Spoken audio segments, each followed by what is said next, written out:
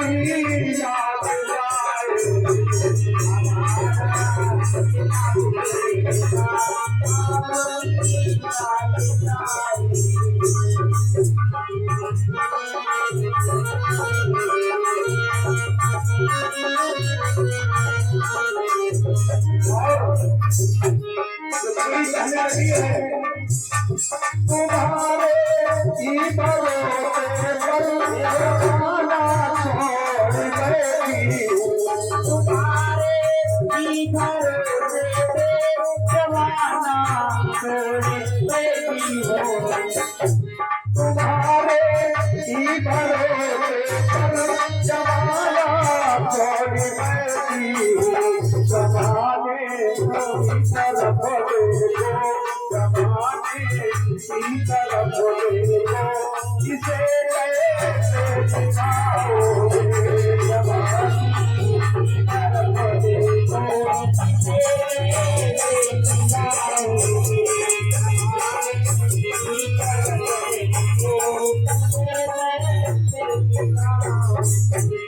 हमारा सपना बिगड़ेगा, हमारी लाज जाएगी।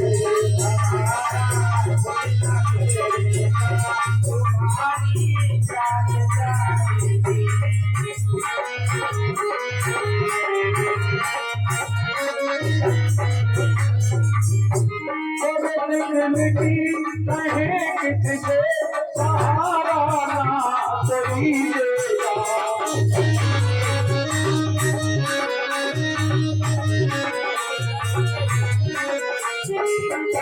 जिंदगी कहे किससे सहारा कोई देगा। सुनोगे आप ही हो, सुनोगे आप ही हो, और किसी को सुनाए।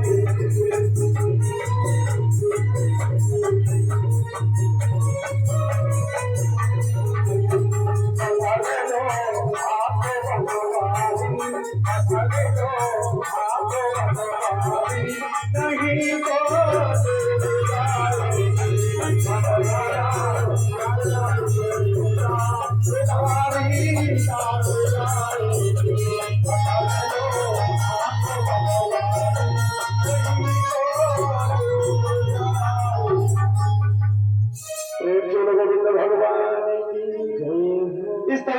रुक्मिणी ने जब कहा तो भगवान कन्हैया ने बांसुरी को आगे बढ़ाया और बांसुरी के सहारे रुक्मिणी को रथ में बिठा लिया है। जिस समय भक्तों रुक्मिणी को रथ में बिठा लिया है उसी समय चारों ओर शोर मच गया है। रथ आगे कन्हैया ने बढ़ाया, एकदम से शोर हो गया है और सब लोग एकदम से छूट पड़े हैं, क्योंकि शिशुपाल की बारात आ चुकी थी, जरासंध भी आया था बारात में, तो सब सैनिक लगे हुए थे। एकदम से भगवान के कन्हैया के रथ को जब चारों तरफ से घेरा है और उसी समय जरासंध और शिशुपाल ने जाकर के ललकार लगाई है, और क्षत्रिय का कर्तव्य नहीं जो हाथी उठाए अबला पर, इसमें शादी नहीं जो साल दिखाए।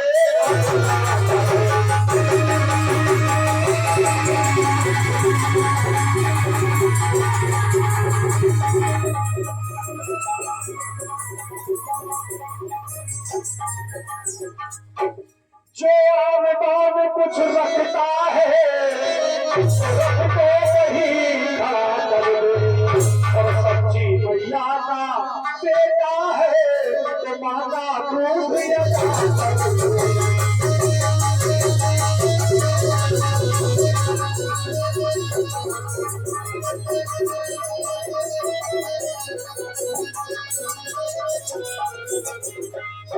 रथ को खड़ा कर दिया भगवान ने।